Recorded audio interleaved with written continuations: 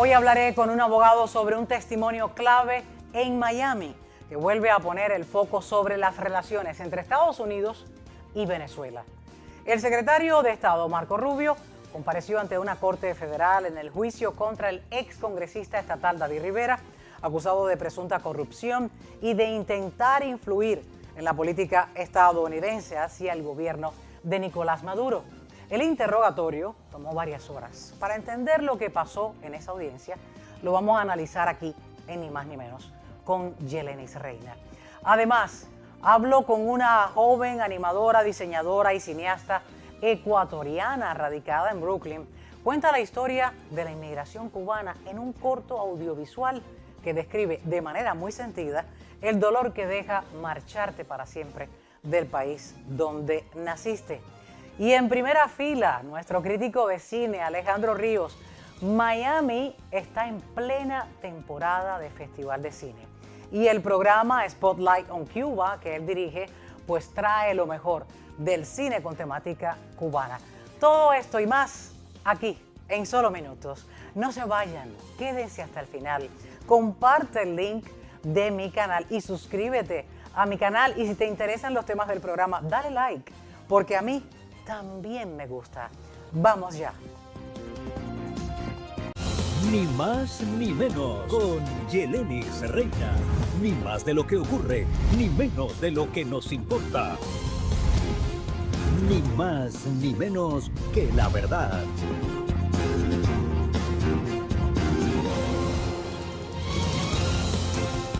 Ahora aquí en Ni Más Ni Menos, pues hablamos de leyes y de juicios que están teniendo lugar aquí en nuestra ciudad de Miami. He invitado al abogado Sabino Jáuregui, ex fiscal y abogado criminalista, me acompaña vía Zoom, para hablar de este juicio tan importante que ha tomado relevancia en nuestra ciudad porque tiene la presencia del secretario de Estado, Marco Rubio, en esa audiencia. Y luego de que te presente vamos a hablar un poco sobre eso y que nos expliques. Muchas personas se preguntan qué hace el secretario de Estado testificando en un juicio que es contra David Rivera y su ayudante consultante también. Bienvenido, abogado, una vez más al programa Ni Más Ni Menos con Yelenis Reina. ¿Qué tal? Buenas tardes, muchas gracias por invitarme. Un placer tenerle para poner en contexto qué es lo que está pasando en ese juicio, en esa audiencia contra David Rivera, ex representante de la Florida, acusado de hacer lobby político para Venezuela, con su consultante de apellido Nufer, Esther Nufer. ¿Qué es lo que está pasando allí contra él y por qué la presencia del secretario de Estado, Marco Rubio? Abogado, cuéntanos. Bueno, él está acusado con varias acusaciones muy serias. Como ya dijiste correctamente, está siendo acusado de actuar como un agente extranjero sin estar registrado aquí en los Estados Unidos. También está siendo acusado de lavado de dinero de una cifra bien grande de $50 millones.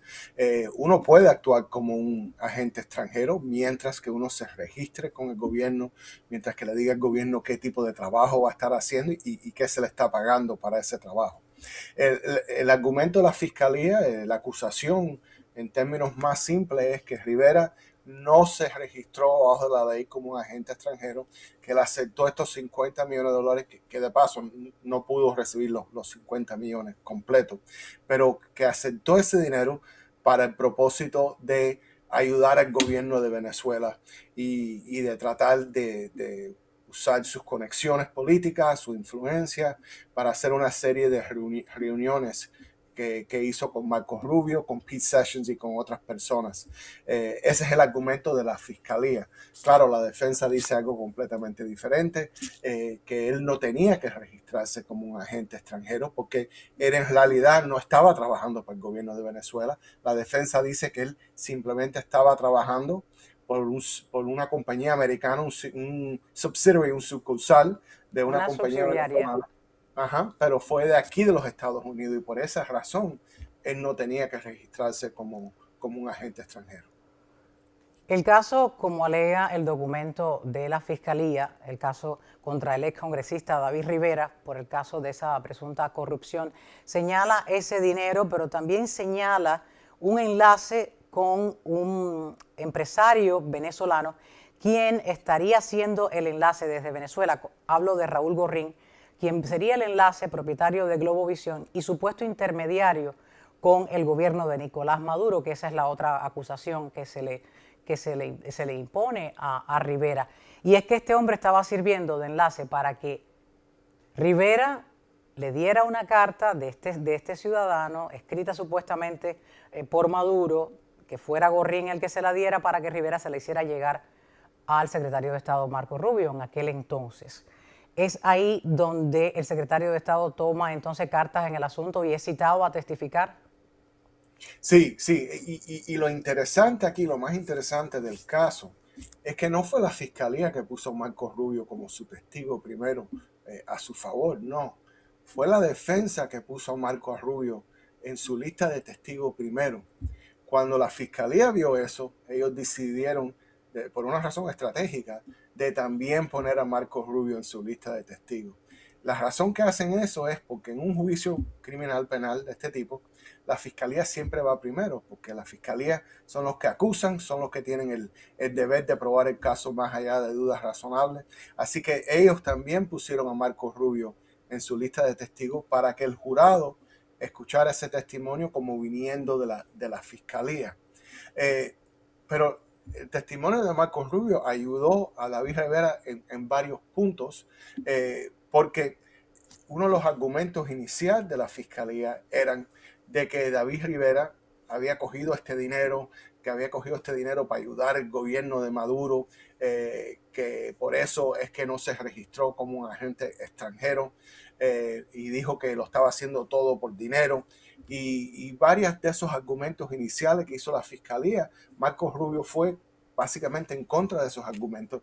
Dijo que no, que David Rivera estaba trabajando para quitar a Maduro como presidente de Venezuela, que David Rivera lo que estaba tratando de ayudar a hacer un plan de eliminar a Maduro de ahí, de que esa carta era una carta que se le iba a dar a la Casa Blanca con un plan de eliminar a Maduro de ahí. Cuando le preguntaron si él pensaba que David Rivera y el coacusado nada más que le importaba el dinero, él dijo que él no pensaba que ellos eran ese tipo de personas. Ahora también Marco Rubio dijo cosas que le ayudó a la fiscalía. Marco Rubio le dijo a la fiscalía que él en ningún momento fue informado por David Rivera que le estaba siendo pagado esta cifra de dinero por actuar por estas compañías de petróleo venezolana o por Gorín. A él nunca le informaron eso. Él no sabía que estaba actuando y que había recibido millones de dólares por ese trabajo. Él no sabía que él estaba trabajando o como un agente extranjero o como un lobbyist. Así que habían cosas también que le ayudaba a la fiscalía en el testimonio de Marcos Rubio, pero en la totalidad fue un buen testigo para la defensa. Dicen que fueron varias horas de cuestionamiento al secretario Marco Rubio, el secretario de Estado. Esto históricamente ha ocurrido 2 veces en 40 años, según lo que estaba leyendo, que un alto ejecutivo de la administración del gobierno de Estados Unidos pues estuviese testificando en un juicio. ¿Cómo se vería esto en medio de estas negociaciones que se está sosteniendo entre Venezuela, entre Estados Unidos y Venezuela con Delcy Rodríguez? ¿Hay un documento de estos que se les ocuparon a Rivera que está firmado por Delcy Rodríguez? ¿De qué se trata? Bueno, eso es lo interesante. Delcy Rodríguez forma gran parte de este caso. Ella estaba en alguna de las reuniones. Ella tuvo participación en este plan de eliminar a Maduro del poder ahí en Venezuela. Ella estuvo en cierto de las comunicaciones entre todas estas personas. Así que ella formó gran parte de este caso. Y es interesante, esto como que nos da un historial de por qué ahora el presidente Trump y nuestro gobierno estaban satisfechos en dejarla a ella en poder en Venezuela. Aparentemente hay un historial donde ella estaba trabajando en contra de Maduro desde este caso. Así que hay un historial ahí. Estoy seguro que hay mucho más que no sabemos, pero por eso que parece que ellos se sintieron cómodos en dejándola a ella ahí en el poder de Venezuela como alguien que iba a ser cooperativa alguien que iba a trabajar con nuestro gobierno.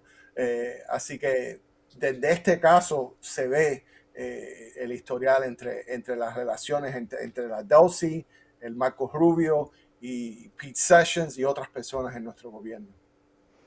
¿Crees que tendrá otra comparecencia el secretario de Estado Marco Rubio a este tipo de audiencia?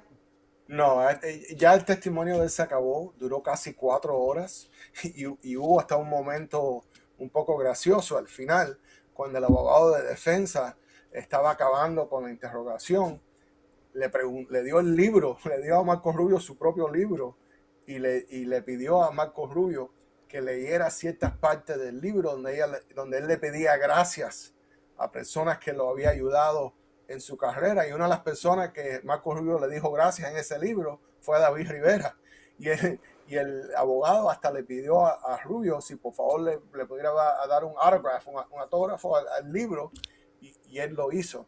Así que su testimonio se acabó en este caso, a él no lo van a llamar otra vez, y el caso va a proceder. Hoy día testificó un oficial del gobierno donde dijo que David Rivera nunca se había registrado como un agente extranjero, que no había llenado ninguno de los formularios, que no había llamado, ha hecho ningún tipo de preguntas. Así que ya la fiscalía ahora va a empezar metódicamente con un testigo atrás del otro para tratar de probar su caso en contra de Rivera.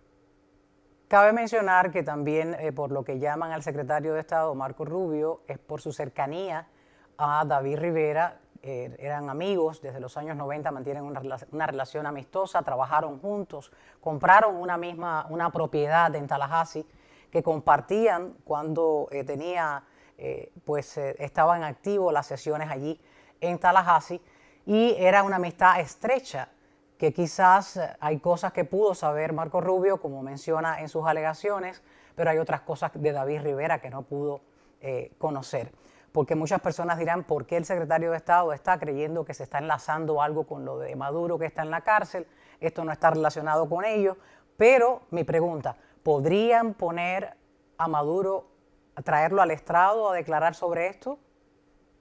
¿O no se ha pensado? Ellos han tratado, ellos pidieron a Maduro ir a testificar, lo pusieron en la lista de testigos. Aquí la diferencia es que como Maduro ahora mismo enfrenta una serie de acusaciones increíblemente serias como narcoterrorismo, posesión de ametralladoras, importación de kilos de cocaína, él tiene un derecho bajo nuestra constitución, bajo la quinta enmienda, de mantenerse completamente en silencio. Así que nadie lo puede forzar a él a ir al juicio de Rivera a dar testimonio. Entonces, al momento que los abogados de David Rivera lo pusieron en la lista de testigos, inmediatamente los abogados de Maduro dijeron que él no iba a testificar, que se niega a testificar y que se acuda a la quinta enmienda de la Constitución americana. Así que no lo pueden forzar a testificar en el caso de David Rivera, aunque lo intentaron de hacer. ¿Y esto sería bueno o malo para el dictador Maduro? Bueno, siempre que uno es acusado con un caso penal que no ha ido a juicio todavía, que no ha habido una determinación final, uno nunca debe testificar en ningún tipo de juicio donde te pueden hacer preguntas que te pueden hacer un daño futuro en tu juicio penal o criminal. Así que para Maduro, claro, lo más inteligente es acudirse a esa quinta enmienda y no testificar de ninguna forma. No es bueno para la defensa de David Rivera, porque estoy seguro que ellos quisieran hacerle muchas preguntas a Maduro que quizás pudieran ayudar a la defensa de David Rivera, pero la quinta enmienda de la Constitución americana es absoluta. No pueden incriminar a alguien en contra de su voluntad cuando tienen un caso criminal abierto así, o la posibilidad de un caso criminal. Abogado Sabino Jáuregui, explíqueme algo sin alejarnos del caso de David Rivera, que todavía está en curso esta acusación. Inicialmente habían puesto una fecha para la comparecencia en corte de Nicolás Maduro del 17 de marzo. ¿Conoce de alguna otra fecha? La fecha exacta no lo sé ahora. Yo sé que hubo un problema donde el abogado de defensa puso una moción y en esa moción está pidiendo desestimar la acusación en contra de Maduro. Y el motivo de esa moción, el argumento es que el gobierno está interfiriendo con la defensa de Maduro. Y la manera que están interfiriendo es que el abogado está argumentándole a la corte, al juez, que el gobierno no deja que él sea pagado por el gobierno de Venezuela en la defensa de Maduro. Cuando uno defiende un caso criminal, que me ha pasado a mí también en el pasado, nosotros tenemos que buscar en una lista que se llama el OFLAC List. Es una lista especial del gobierno que tiene el nombre de ciertas personas, de ciertas organizaciones y de ciertos assets, de propiedades, ¿ok? Y si esas propiedades están consideradas sucias o ilegítimas por X motivo, nosotros tenemos que pedir una licencia especial de la organización AFLAC que nos da permiso de ser pagado por esos gobiernos, de esas organizaciones o de esos individuos, esas personas. Maduro, claro que está en ese OFLAC list. Este abogado ha pedido una licencia, le dieron una licencia inicial, pero ahora no le quieren dar una licencia modificada para ser pagado por el gobierno de Venezuela. Entonces, como el abogado no está siendo pagado, está argumentando que hay una interferencia del gobierno entre su cliente Maduro y él como abogado.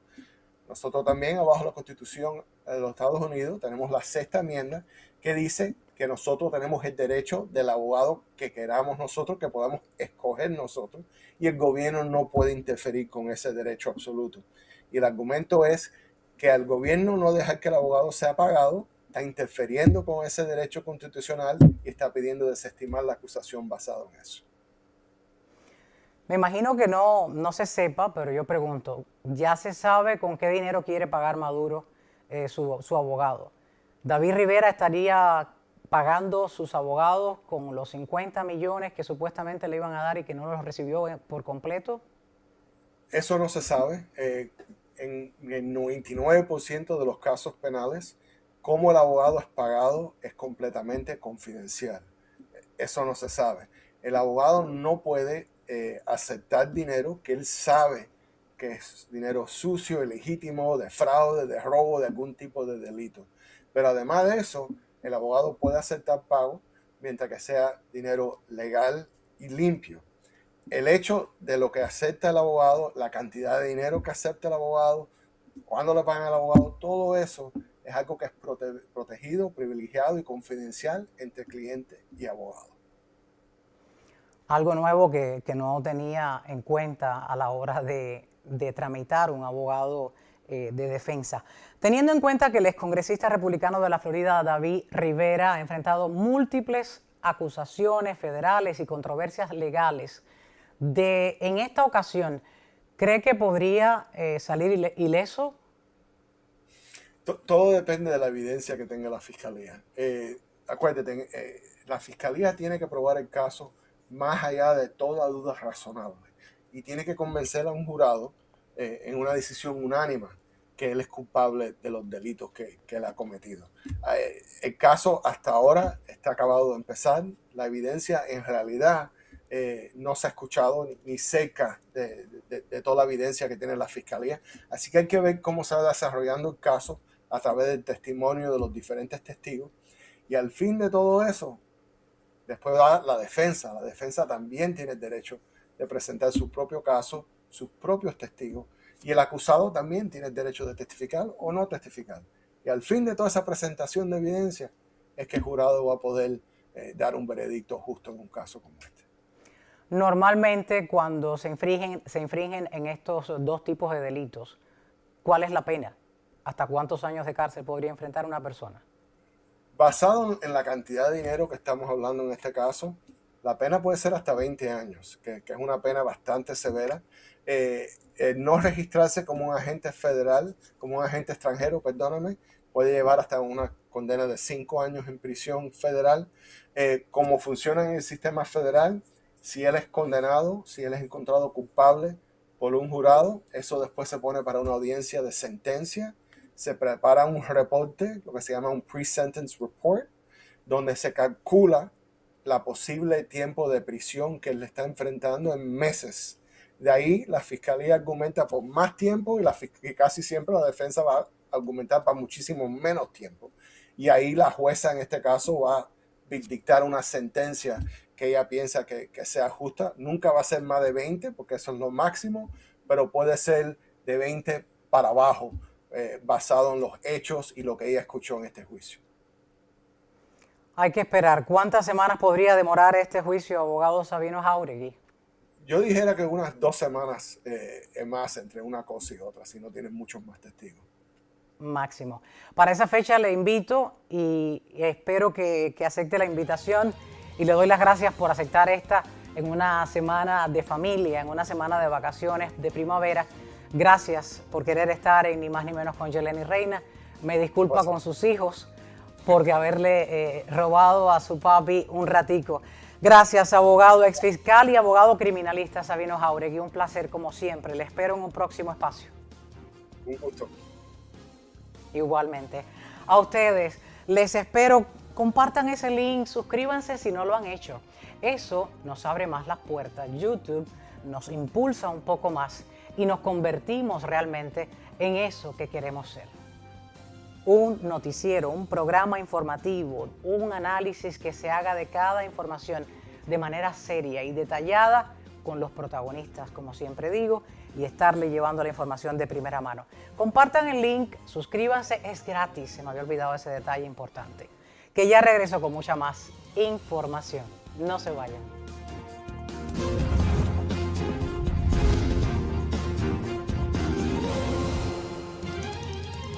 A esta hora aquí en Ni Más Ni Menos, pues voy a conversar con una realizadora, animadora, diseñadora también y cineasta. Voy a conversar con ella porque su trabajo de graduación es un honor y un homenaje muy sentido a aquellas personas que como yo abandonamos Cuba y quiero saber qué me diga ella porque está muy joven para haber abandonado Cuba y de pronto vivir aquí en Nueva York desde donde me acompaña. Sofía Arbaiza Martínez, bienvenida Ni Más Ni Menos con Yeleni Reina. Gracias por estar. Hola Yeleni, es un gusto. Sí, gracias. Un placer. Cuéntame de ese documental, de ese cortometraje de graduación. Último día, vamos a estar viendo fotografías del mismo y luego ustedes van a poder disfrutarlo en un link que va a estar ahí en la descripción del programa para que lo vayan y puedan verlo de arriba abajo, que es muy corto. Bienvenida, cuéntame un poco cómo surgió esta idea de ese corto documental, Último Día, que narra la salida de Cuba y la despedida para siempre. Sí, bueno, el corto lo hice para mi graduación, para mi año de graduación de la universidad.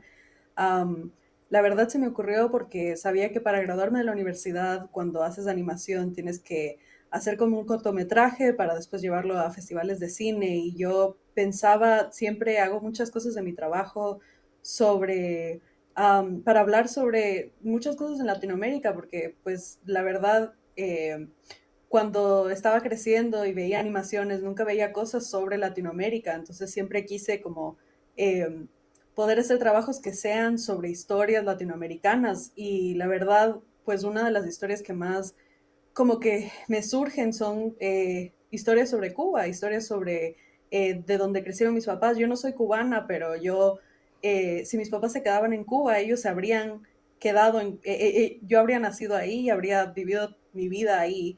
Entonces, pues era como una manera para mí de reconectarme a Cuba y de pensar digamos, de nuevo en esta casa, este hogar que siempre quise tener.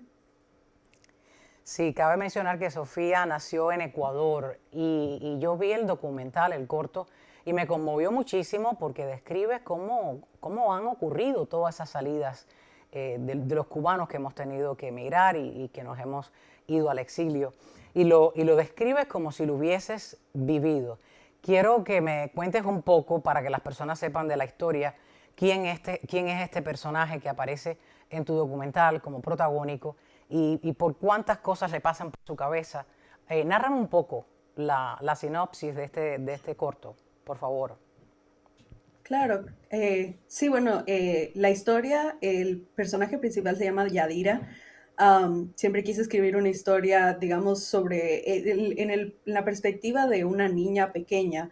Ella tiene 10 años, eh, empieza el cortometraje, digamos, un poco con ella en su vida en Cuba, con sus familiares, sus vecinos, sus amigos, y es como una manera de encontrar, digamos, desde la perspectiva de un niño que no sabe mucho sobre la situación en Cuba, pero solo sabe que, digamos, ama su país y ama su casa y ama a sus amigos, pero no sabe que está pasando un momento difícil. Entonces, eh, ella empieza el día y te enteras que ese día es el día que se va a tener que ir de Cuba, tiene una visa de refugiada. Y digamos que es un poco una historia universal para muchos, digamos, niños latinos de vivir, digamos, las realidades de su país y saber que tienen que emigrar, pero que la situación es muy nublosa, no entienden muy bien las razones, pero solo saben que ellos sienten esa manera de extrañar su casa y extrañar a sus amigos y solo saben, digamos, cómo pensar en esto a través de su imaginación, a través del arte, a través de los sentimientos que sienten por, digamos, las memorias que tienen y de la manera que pueden llevarse esas memorias a pesar de irse de su país.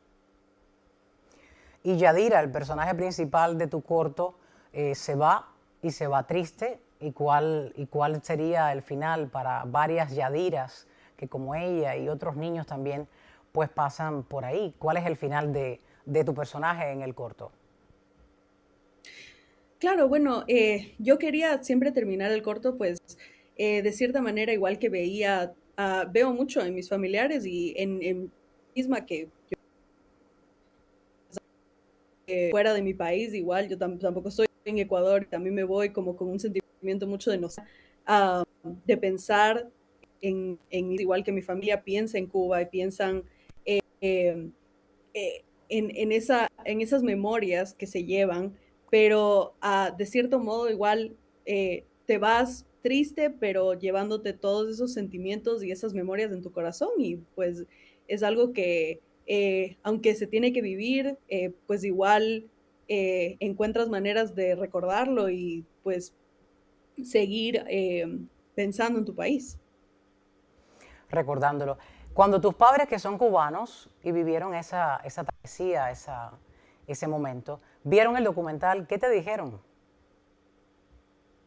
Eh, bueno, sí, mis padres pues siempre piensan, la razón por la que quise hacer este documental es porque toda mi familia es cubana y todo el mundo habla mucho de Cuba, pues ellos se fueron, pero no fue su decisión, ellos siempre han querido y siempre quieren regresar a Cuba, es parte de, digamos, su historia. Entonces, eh, la verdad yo hice esto como para a toda mi familia pues darle como un homenaje, de recordarles cómo es su hogar. Yo hice mucha investigación, hice muchas entrevistas también a mi familia, hablé con ellos sobre su situación y vi muchas fotos, todas las casas son basadas en, digamos, fotos que están archivadas de mi familia y cuando les mostré el En cortometraje, que Cuba, lo dejé claro. como un poco, sí, y lo dejé como un poco,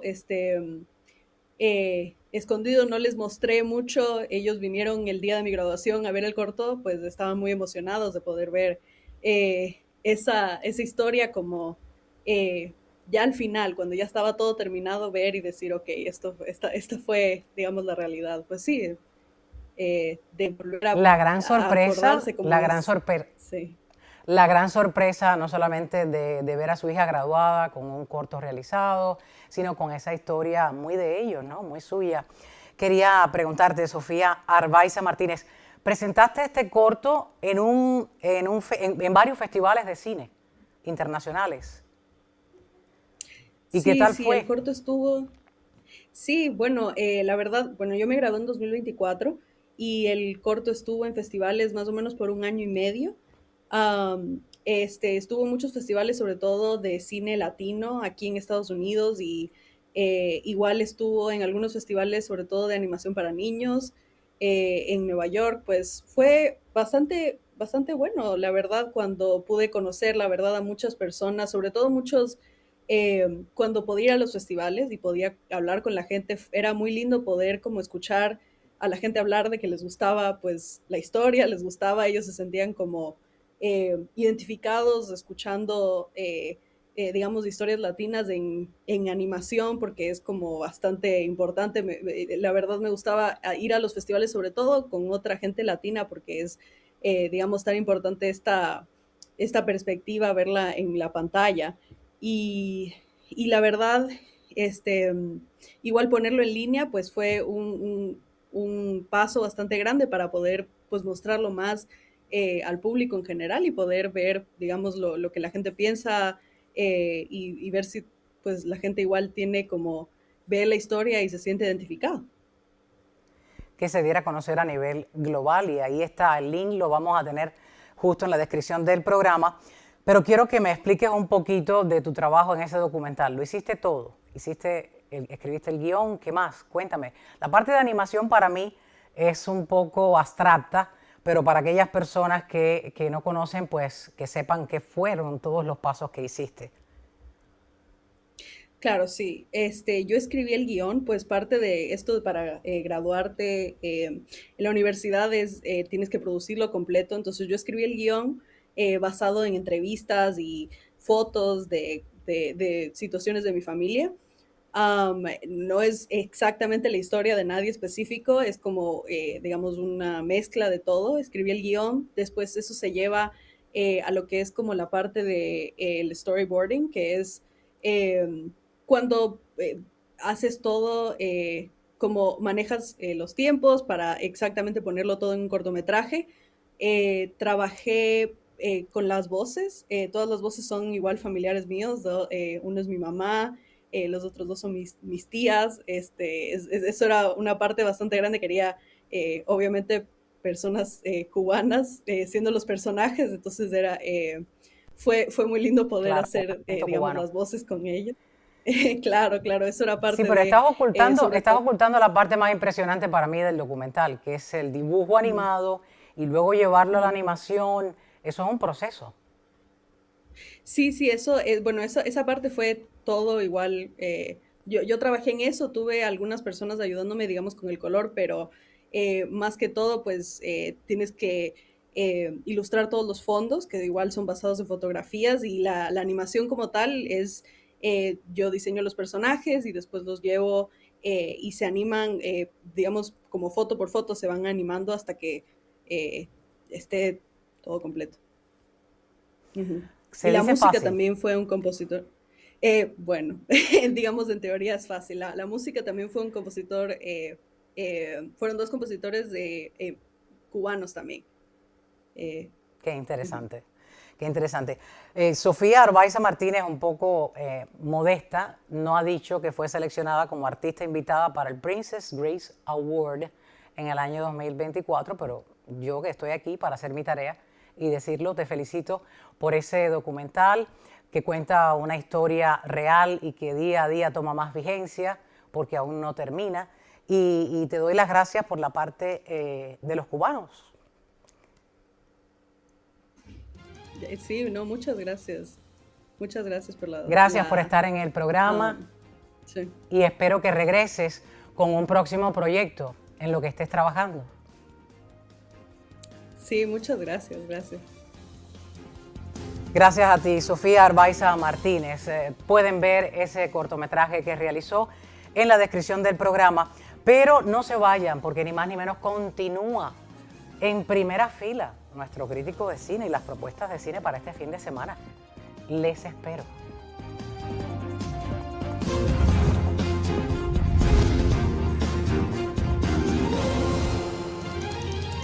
A esta hora aquí en Ni Más Ni Menos con Yeleni Reina, en primera fila nuestro crítico de cine, Alejandro Ríos. Bienvenido una vez más. Pues gracias, cómo no. Siempre es un placer estar aquí. Hay que prepararse y mantener para a nuestro público al tanto de lo que está ocurriendo. En este caso es el Festival de Cine de Miami. Hay que Miami. prepararse, hay que saber qué cosa hay que ver. En su edición número 43. Yo creo que ya hicimos como un programa, pero vale la pena seguir insistiendo porque hay más títulos. Las entradas se acaban. Y hay 160 películas. Por favor. De 45 países. O sea, es el mundo. Qué poquito. Miami se vuelve la capital del cine mundial del 9 al 19. Y vamos a repetir que tiene que, o sea, entradas y programas. El programa está, como dicen aquí, friendly. Se entiende todo bien, uno busca el título de la película. Está por género, por países, por... Sí, la página que ahí tienen ya la dirección está desglosado. Es bien amigable para hacer la traducción del friendly manner. Muy bien desglosado, y yo me quiero referir específicamente. Yo tengo desde hace 3 años hay en el mismo festival un programa que tiene que ver con el tema cubano. Se llama Spotlight on Cuba. Si lo buscan, aparecen todas las películas que yo voy a presentar. Y hoy les quiero hablar específicamente de 3 películas. Una que tiene un título bastante particular, es un documental, se llama nada más y nada menos que Coquito con Mortadella. Yo creo mira, y aquí estamos viendo, vamos a ver un fragmento, el trailer de Coquito con Mortadella. Se compran frío, televisores.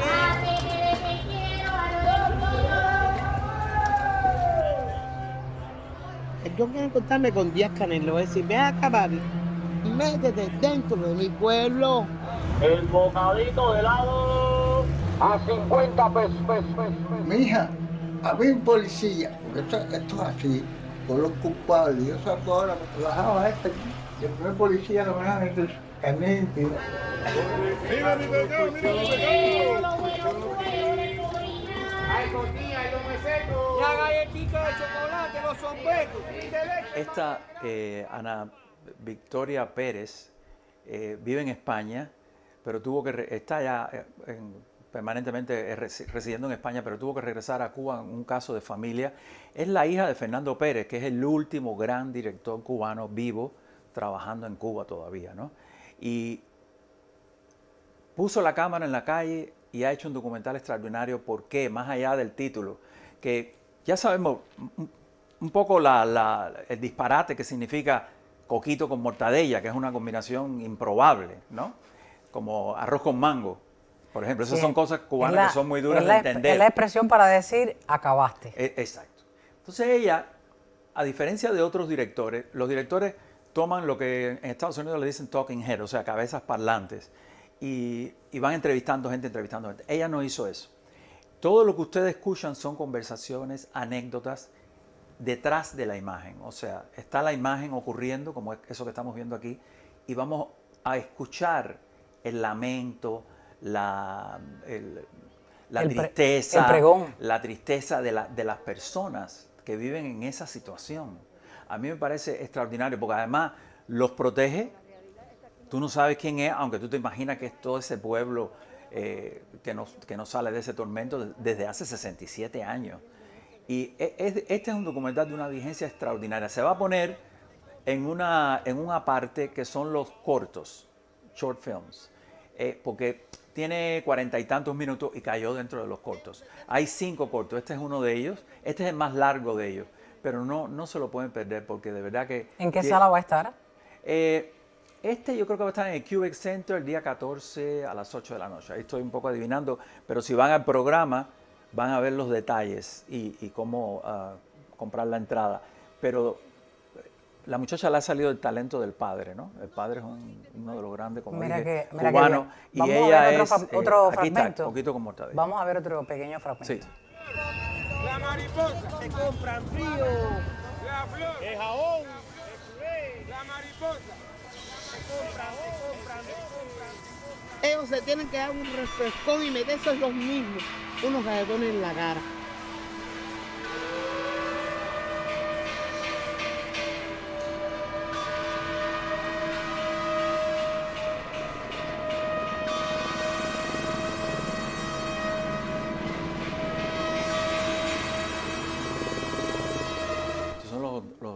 Esos son los hoteles monstruosos que se han hecho, que han acabado con el panorama urbanístico de La Habana al lado de la gran arquitectura habanera, que puede ser que se haya destruido bastante, pero hay otra que sobrevive y contrasta enormemente con estos elefantes de hormigón en el medio de La Habana. Y de verdad que lo que ves las personas como resignadas a vivir de esa manera, que es uno de los asuntos no resueltos en Cuba, la resignación. Más triste de por todo. suerte ahora hay como una rebelión, no obstante, estamos viendo los cacerolazos, el hecho de que las personas puedan salir a quemar algo.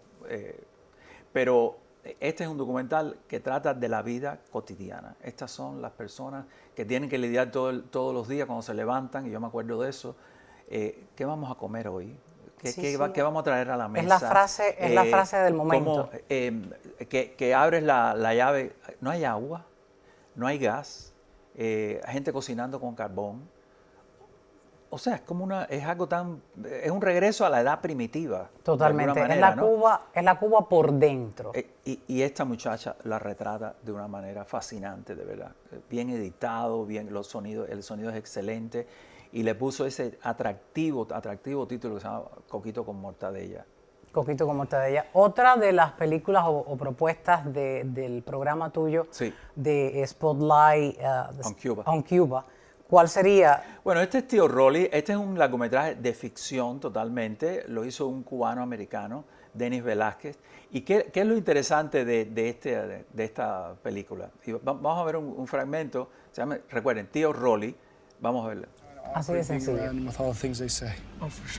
Bueno, ahí estamos viendo, en primera, el Tío Rolly está interpretado por Ariel Texidor, que es uno de los mejores actores de su generación.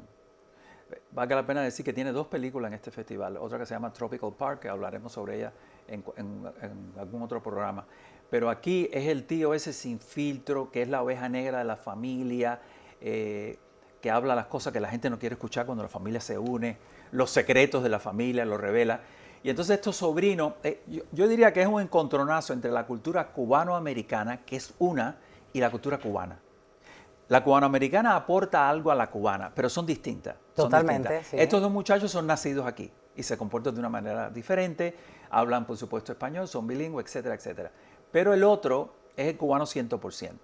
Es el pícaro, es el que, bueno, de hecho él está mira, ahí se está escapando del hospital. Exacto. Y entonces, pero cuando ellos en el carro está y ellos le dicen no se puede fumar y él le enciende 3 cigarros a los muchachos. Para variar. Nosotros no podemos tomar y él nos dice, para mañana en la licorera.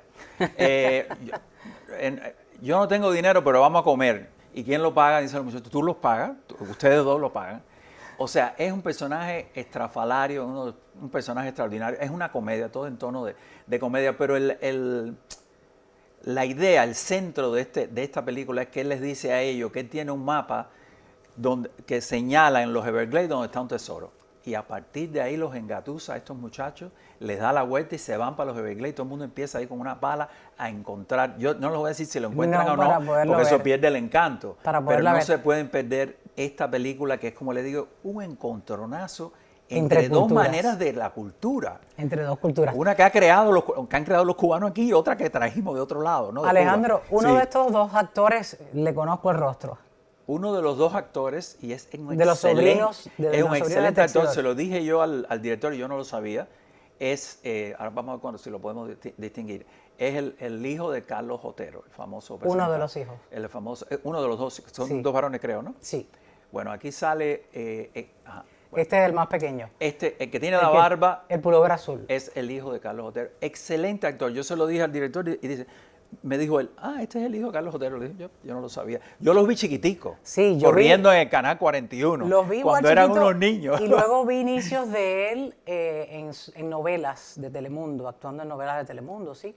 Tiene ya una carrera conocida, bueno, y sí que es buen actor. Y aquí les va una película que estos 2 actores, el otro creo que es venezolano, y pasa por cubano. Y tienen una serenidad tremenda, dicen los diálogos de una manera maravillosa. Y además están lidiando con este actorazo que los ayudó mucho para solucionar.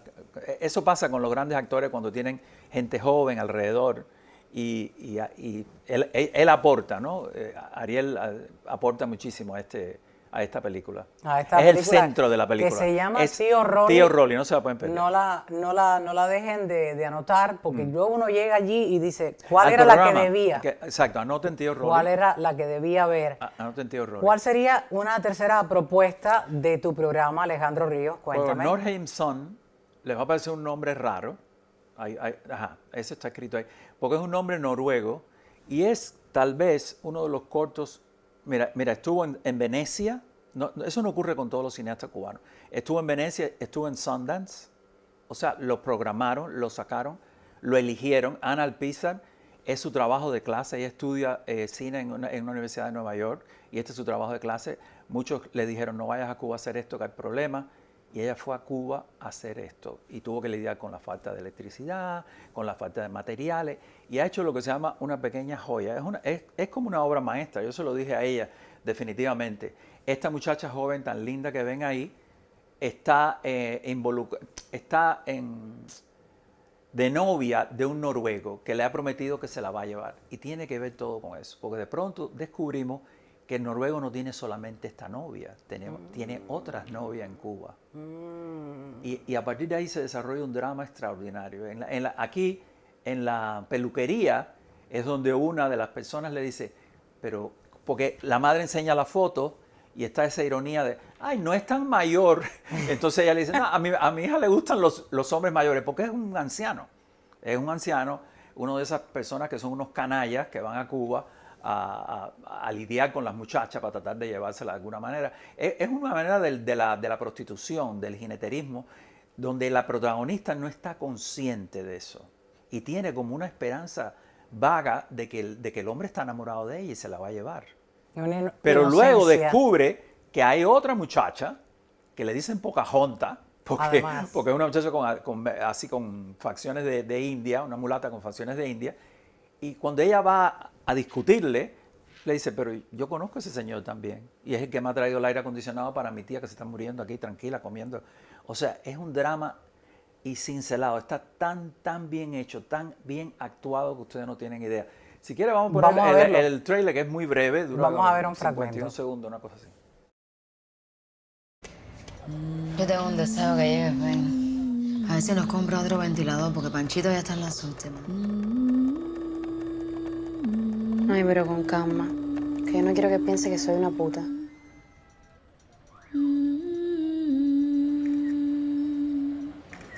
Ay, él no luce mal nada. Vaya, tiene sus añitos y todo, pero no luce mal. Porque a la niña siempre le han gustado los hombres maduritos.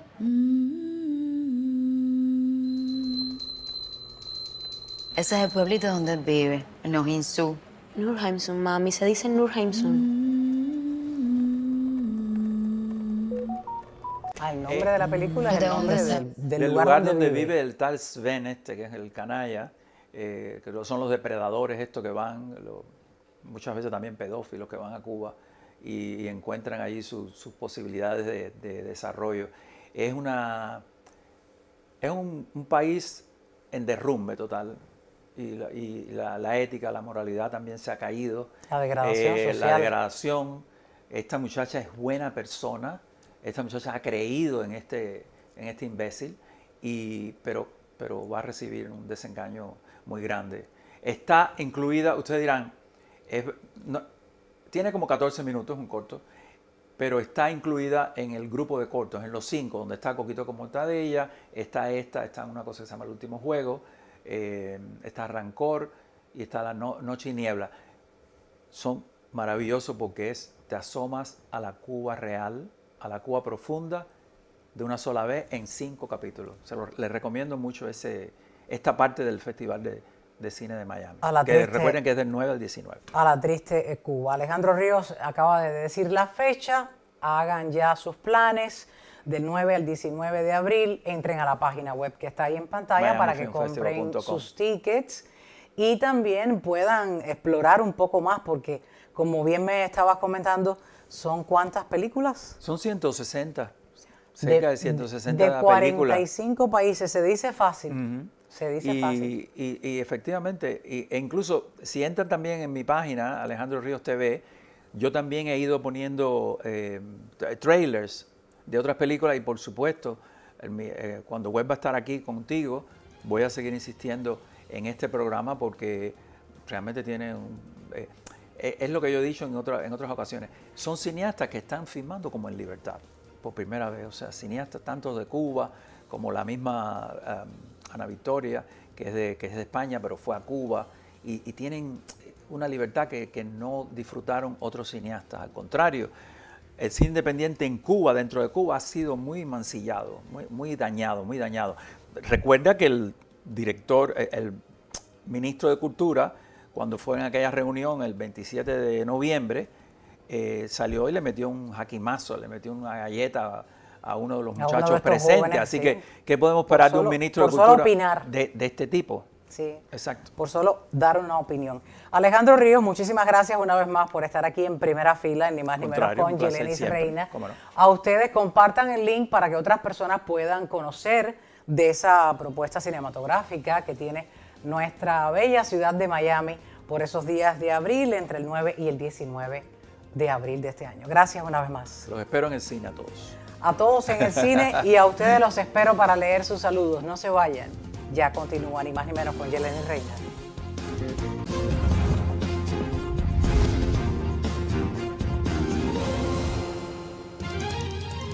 Me voy a despedir, pero antes, como de costumbre, voy a leer sus comentarios en un anterior programa. Abrimos pantalla, se abre el telón y ya tengo el primer comentario ahí. Es de Grisel. ¿Vieron? Parece magia lo que hago aquí, pero no. Es Juanpi quien les va a dar su corazoncito ahora mismo a Grisel, que escribió: buenas tardes, saludos, La Habana, Cuba. Gracias, Grisel, por ver el programa y por comentar. Mariam Palmanoguera, ese es el nombre de su usuario. María Palmanoguera, es María. María Palmanoguera escribió: saludos, Yelenis Reina, bendiciones, gracias por mantenernos informados. Gracias a ustedes por escribir y por sintonizar el programa. Miguel Pérez escribió: lo de este tipo es repugnante, se refería al Díaz-Canel, ese designado dictador cubano que no pone una. Gracias, Miguel Pérez. Ángel Vicente comentó: cuando ellos hablan de nosotros, ahí no se tiene en cuenta el pueblo cubano, que está en un campo de concentración peor que el de los nazis. Ángel Vicente, muchísimas gracias, ahí te están dando tu corazoncito. Teresa Díaz comentó también: esa gente va a Cuba como vacaciones y turismo político, viven viajando sin trabajar de país en país, y continuó, son comunistas. Muchísimas gracias, Teresa. Robert Labrada comentó: saludos, buenas tardes. Miriam Puebla, ahora es cuando está destruida, y se dirigió a Díaz-Canel de nuevo. Gracias, Miriam Puebla, gracias, Gilbert Klassen, gracias a todos por comentar, por ver el programa, por suscribirse, si no lo ha hecho. Hay un link en la descripción del programa que te lleva directamente a hacer clic y ya eres parte de nuestra comunidad de Ni Más Ni Menos con Yelenis Reina. Ni más de lo que ocurre, ni menos de lo que nos importa. Muchísimas gracias por ver el programa. Les espero en un próximo espacio.